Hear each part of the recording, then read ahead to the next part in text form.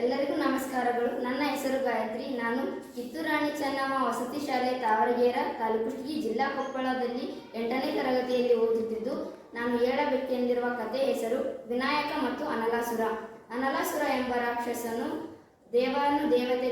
ದೇವಾನುದೇವತೆಗಳು ಬಂದು ಗಣೇಶನ ಹತ್ತಿರ, ಪ್ರಭು, ಅನಲಾಸುರ ಎಂಬ ರಾಕ್ಷಸನು ನಮ್ಮೆಲ್ಲರನ್ನು ತನ್ನ ಬಾಯಿಂದ ಹೊರಸೂಸುವಂತಹ ಬೆಂಕಿಯಿಂದ ನಮ್ಮನ್ನು ಸುಡುತ್ತಿದ್ದಾನೆ. ಅವನ ಹತ್ತಿರ ಹೋದರಂತೂ ಭಸ್ಮವಾಗಿ ಹೋಗುತ್ತಿದ್ದೇವೆ. ನೀವು ಹಲವಾರು ರಾಕ್ಷಸರನ್ನು ಈಗ ಸಂಹರಿಸಿದ್ದೀರಿ.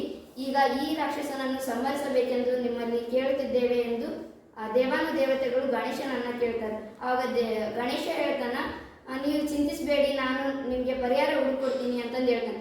ಆವಾಗ ದೇವಾನುದೇವತೆಗಳು ಹೋಗ್ತಾರೆ. ಆತ ಗಣೇಶ ತನ್ನ ಸೈನಿಕರೊಡನೆ ಅನಲಾಸುರನ ಜೊತೆ ಯುದ್ಧ ಮಾಡಲು ಹೊರಡ್ತಾನ. ಆವಾಗ ಅನಲಾಸುರ ಎಂಬ ರಾಕ್ಷಸ ಗಣೇಶನ ಸೈನಿಕರನ್ನು ತನ್ನ ಬೆಂಕಿಯಿಂದ ಭಸ್ಮ ಮಾಡ್ತಾನ. ಆವಾಗ ಗಣೇಶನಿಗೆ ವಿಪರೀತ ಕೋಪ ಬಂದು ತನ್ನ ಸೊಂಡಿಲಿನಿಂದ ಅನಲಾಸುರನನ್ನು ತನ್ನ ಬಾಯಿಯೊಳಗೆ ಹಾಕ್ಕೊಳ್ತಾನ. ಆವಾಗ ಬಾಯಿಯೊಳಗೆ ಹಾಕೊಂಡಾಗ ಆತನ ಹೊಟ್ಟೆ ಒಳಗಡೆ ಉರಿ ಸ್ಟಾರ್ಟ್ ಆದಾಗ ಆತ ಅಯ್ಯೋ ಉರಿ ತಡೆಯೋಕ್ಕಾಗ್ತಾ ಇಲ್ಲ ಅಂತಂತಾನೆ.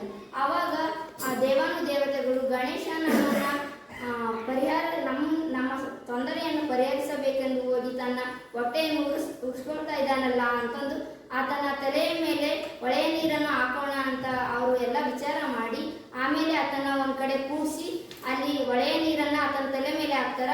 ಅದು ಉರಿ ಇನ್ನೂ ಜಾಸ್ತಿ ಆಗುತ್ತೆ. ಅವಾಗ ಜಾಸ್ತಿ ಆದಾಗ ಹಿಮದ ಬಂಡೆಯನ್ನು ತಂದು ಆತನ ತಲೆ ಮೇಲೆ ಇಡ್ತಾರ. ಇನ್ನೂ ಜಾಸ್ತಿ ಆಗುತ್ತೆ ಉರಿ. ಗಣೇಶ ಹೇಳ್ತಾನೆ, ನೀವು ಮಾಡ್ತಿರೋದ್ರಿಂದ ನನ್ನ ಉರಿ ಕಡಿಮೆ ಆಗ್ತಿಲ್ಲ, ಇನ್ನೂ ಜಾಸ್ತಿ ಆಗ್ತಿದೆ ಅಂತಂದು ಹೇಳ್ತಾನ.